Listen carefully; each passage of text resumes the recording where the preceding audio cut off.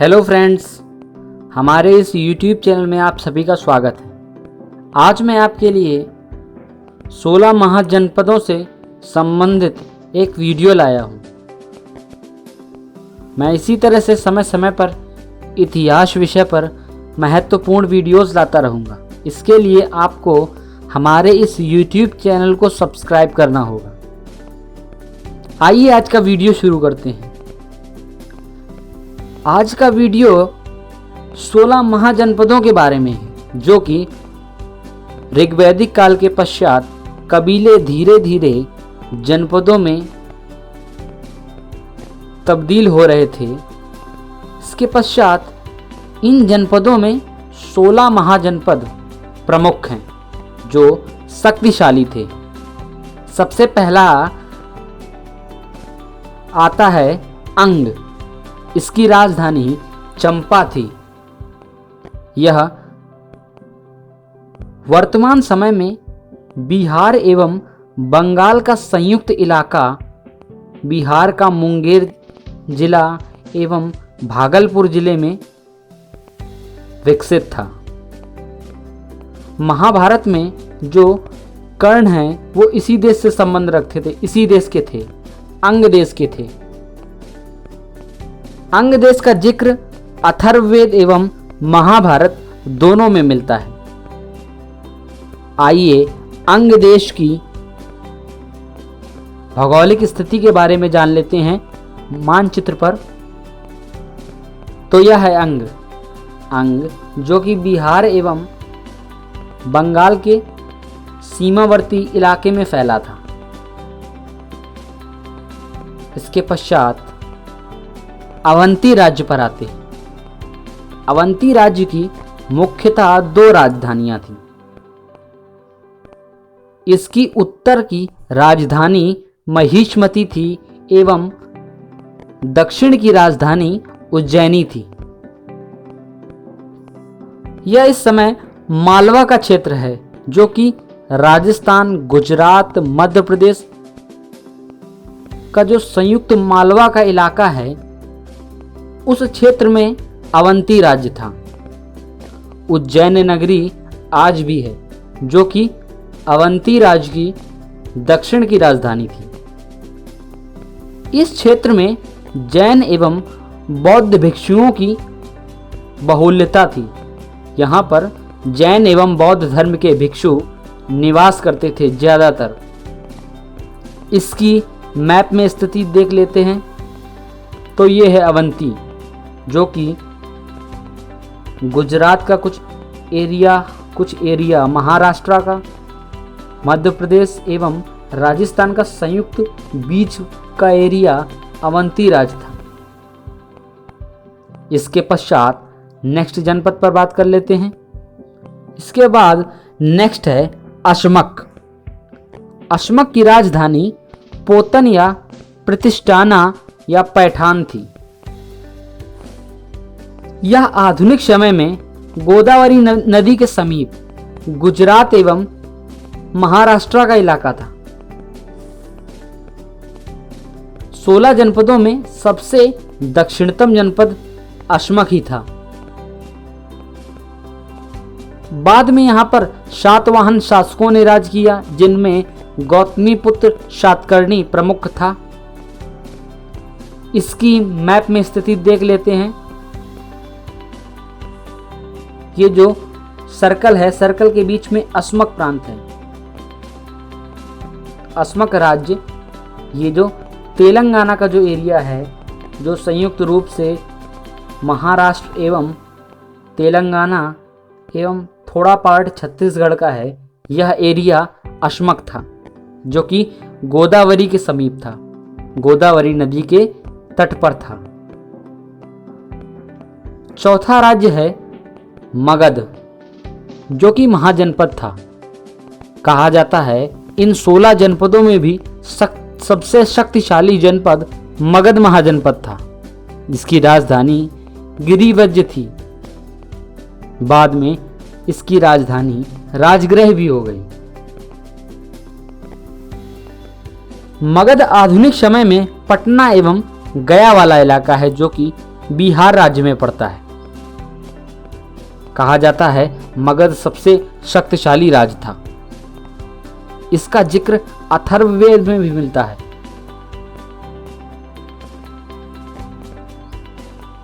अंग देश में चंपा नदी बहती थी।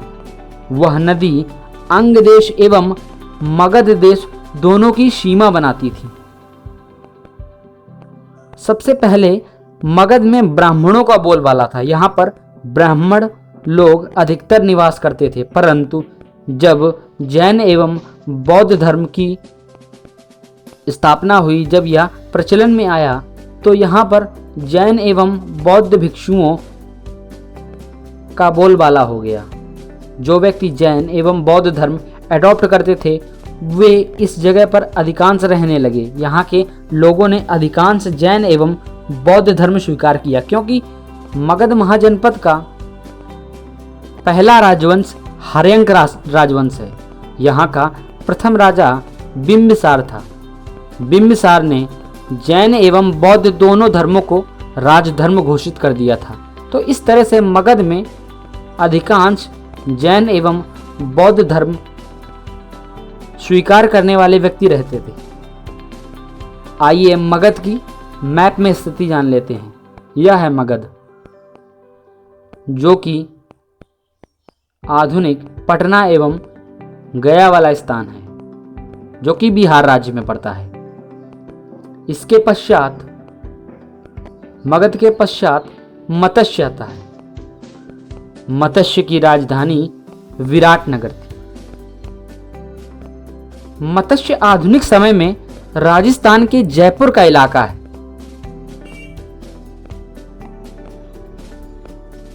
मत्स्य पांचाल राज्य के पश्चिम में एवं कुरु राज्य के दक्षिण में स्थित था। मत्स्य ही वह स्थान है जहां पर महाभारत के पांडवों को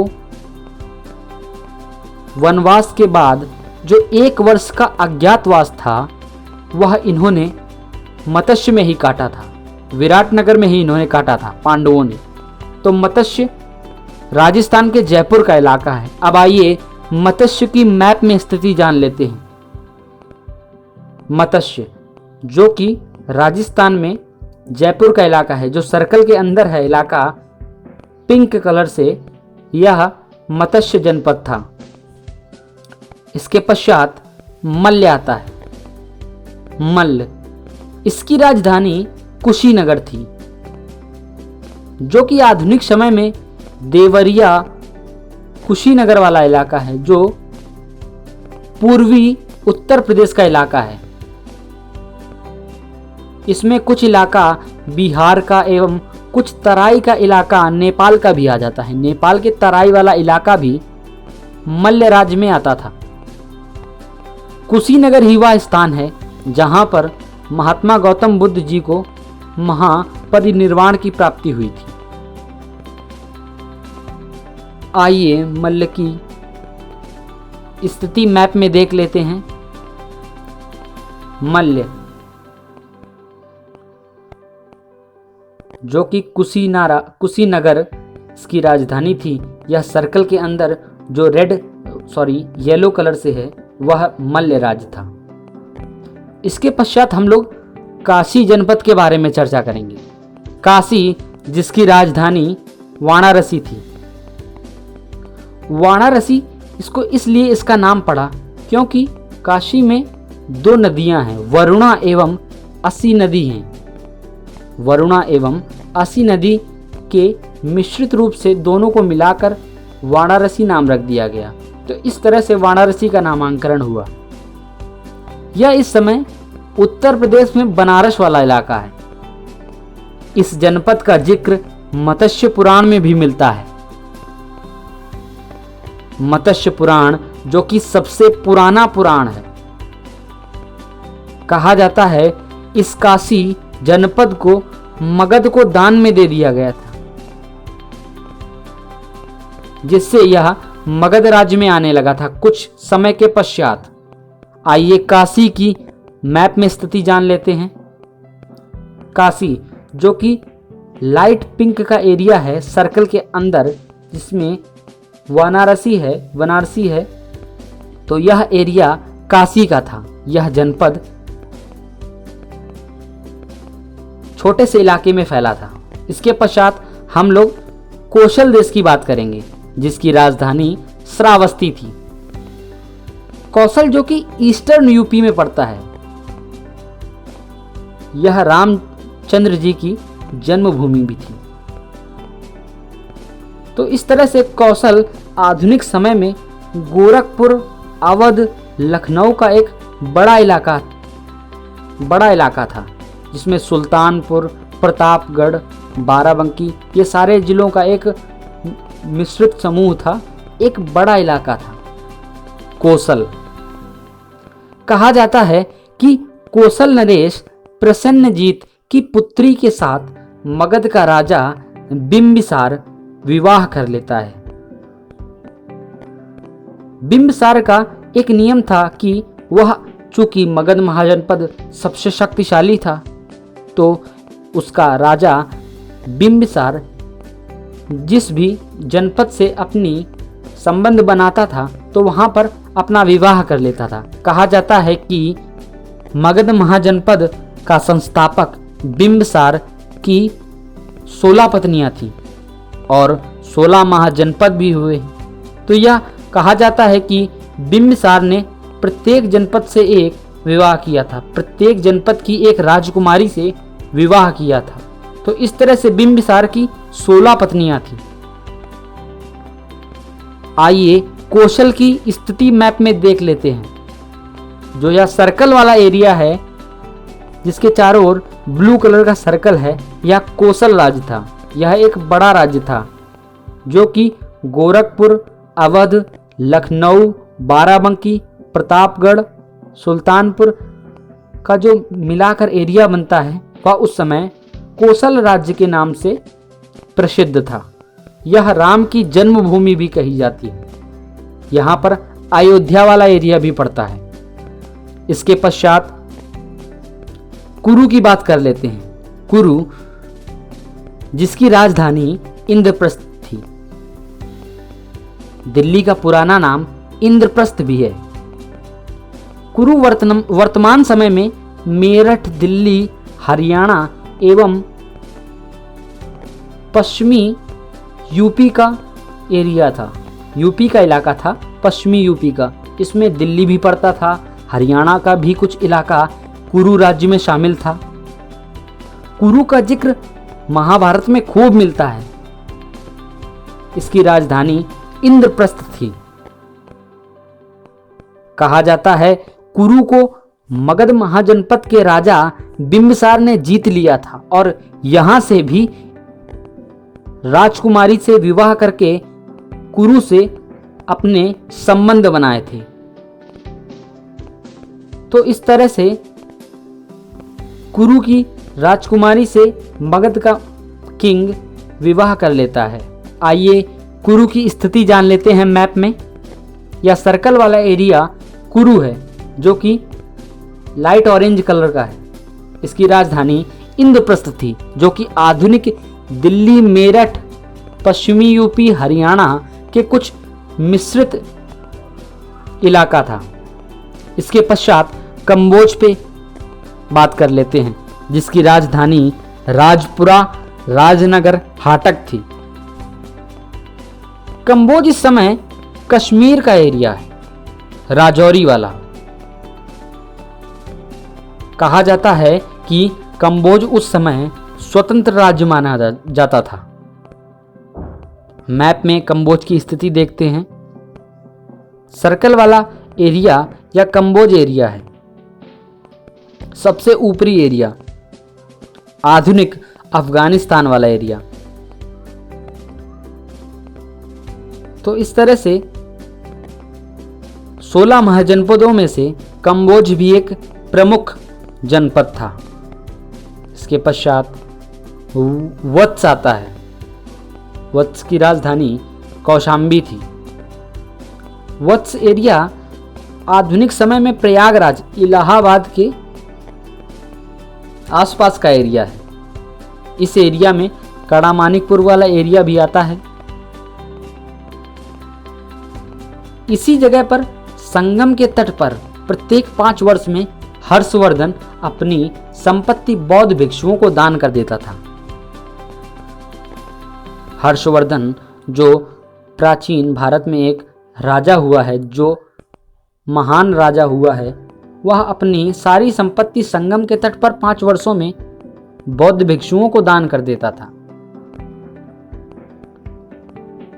संगम वाला एरिया प्राचीन समय में सबसे अधिक आर्थिक केंद्र माना गया है, सबसे मुख्य आर्थिक केंद्र माना गया है यह इलाका। कहा जाता है कि मगध महाजनपद में हर्यंक वंश के तीसरे राजा अजातशत्रु के पुत्र उदयन ने इसी क्षेत्र में बौद्ध धर्म को बढ़ावा दिया था। आइए वत्स की मैप में स्थिति जान लेते हैं। सर्कल वाला एरिया ये वत्स है, जो कि इलाहाबाद के आसपास का एरिया है। इसका पुराना नाम प्रयागराज था और इस समय इसको इलाहाबाद हटाकर पुनः प्रयागराज इसका नाम रख दिया गया है। इसके पश्चात हम लोग वज्जी की बात कर लेते हैं। वज्जी राज्य, इसकी राजधानी वैशाली थी। वैशाली इस समय वर्तमान समय में नेपाल, बिहार, उत्तर प्रदेश के सीमावर्ती इलाका था या कौशल राज्य से सटा हुआ इलाका था। यह अत्यंत विशाल क्षेत्र में फैला था। वज्जी 8 गणराज्यों का एक संयुक्त क्षेत्र था, रिपब्लिकन का।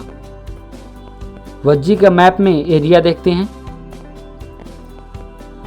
या मल्ल राज्य के जस्ट बगल में सर्कल वाला एरिया है वज्जी। इसकी राजधानी वैशाली थी।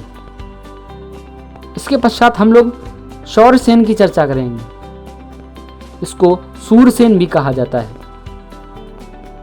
इसकी राजधानी मथुरा थी, जो कि उत्तर प्रदेश में पड़ती है। शौरसेन आधुनिक समय में आगरा, मथुरा वाला इलाका है, पश्चिमी उत्तर प्रदेश वाला इलाका। इसमें थोड़ा राजस्थान वाला इलाका भी मिलता है, भरतपुर वाला इलाका इसमें मिलता है शौरसेन राज्य में। शौरसेन का जिक्र महाभारत में विशाल रूप से मिलता है। कृष्ण जन्मभूमि शौरसेन राज्य में ही आती है। मथुरा, जो कि कृष्ण जन्मभूमि है, यह शौरसेन महाजनपद में ही आती थी। यहाँ पर कुछ समय के पश्चात जैन भिक्षुओं का गढ़ बन गया। यहाँ पर जैन धर्म की काउंसिल्स भी हुई। आगरा में जैन धर्म की संगीतियां भी हुई हैं। आइए शौरसेन की मैप में स्थिति देख लेते हैं। यह ब्लू सर्कल वाला एरिया, यह पूरा शौरसेन का एरिया था, जो ब्लू कलर से है। इसके पश्चात हम लोग पांचाल की बात करेंगे। पांचाल की राजधानी 2 थी मुख्यतः। पहली थी अहिछत्र, जो कि पांचाल की उत्तरी राजधानी थी। उत्तरीय राजधानी पांचाल की अहिछत्र थी। इसके पश्चात दक्षिणतम राजधानी इसकी काम्पिल्य थी। पांचाल आधुनिक समय में पश्चिमी उत्तर प्रदेश मेरठ का इलाका है, जिसमें सहारनपुर, फिरोजाबाद, ये सारा एरिया पांचाल जनपद में आता था। पांचाल का जिक्र महाभारत में भी मिलता है। पांडवों की जो पत्नी थी द्रौपदी, वह पांचाल राज्य की थी। द्रौपदी को पांचाली भी कहा गया है। पांचाली नाम उसके जनपद के कारण ही पड़ा था। पांचाली पांचाल के कारण पड़ा था। पांचाल की स्थिति देखते हैं मैप में, तो यह सर्कल वाला एरिया पांचाल है, जिसकी राजधानी काम्पिल्य है एवं अहिछत्र है। यह जो लाइट येलो वाला एरिया है सर्कल के अंदर, यह पांचाल जनपद था। इसके पश्चात हम लोग चेदी की बात कर लेते हैं। यह एक छोटा सा राज्य था। इसकी राजधानी सोथावटी या शक्तिमती थी। चेदी आधुनिक समय में उत्तर प्रदेश एवं मध्य प्रदेश के बुंदेलखंड का इलाका था। जो पूरा बुंदेलखंड है वह इलाका चेदी उस समय कहलाता था। चेदी की मैप में स्थिति देखते हैं।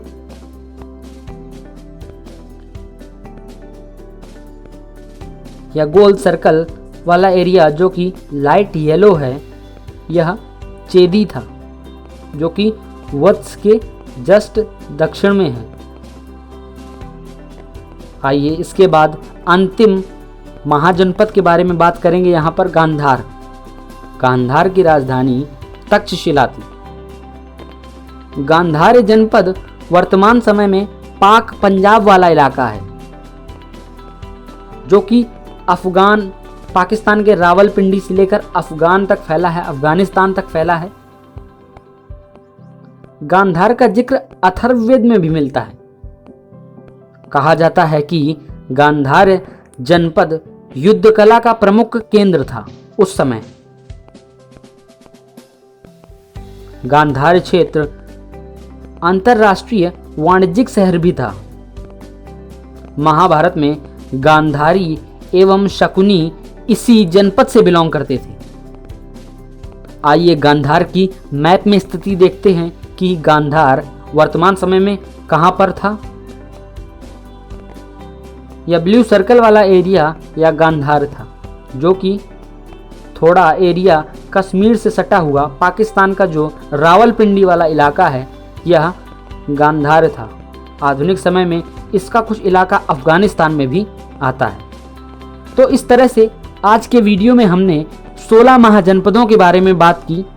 16 महाजनपदों की स्थिति देखी कि वर्तमान समय में 16 महाजनपद कहां कहां विकसित थे।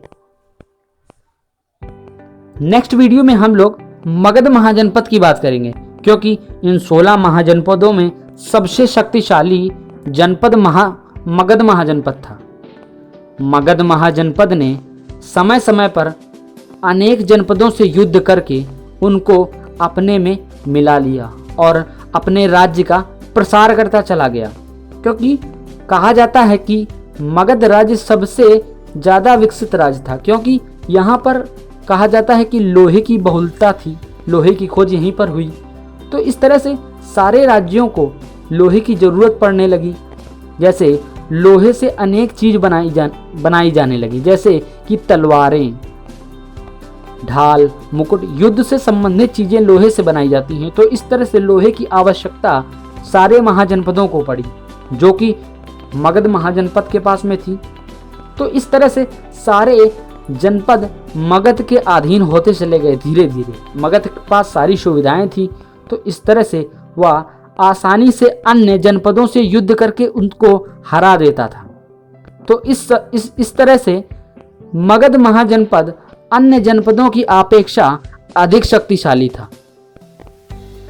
आगे आने वाले वीडियो में हम लोग मगध महाजनपद के बारे में पूरी चर्चा करेंगे कि मगध महाजनपद में किस तरह से अनेक वंश आए, इसके पश्चात किस तरह से मगध महाजनपद का धीरे धीरे पतन होने लगा। तो इस तरह से हम लोग नेक्स्ट वीडियो में मगध महाजनपद के बारे में बात करेंगे। आज के लिए इतना ही। Thanks for watching this video friends.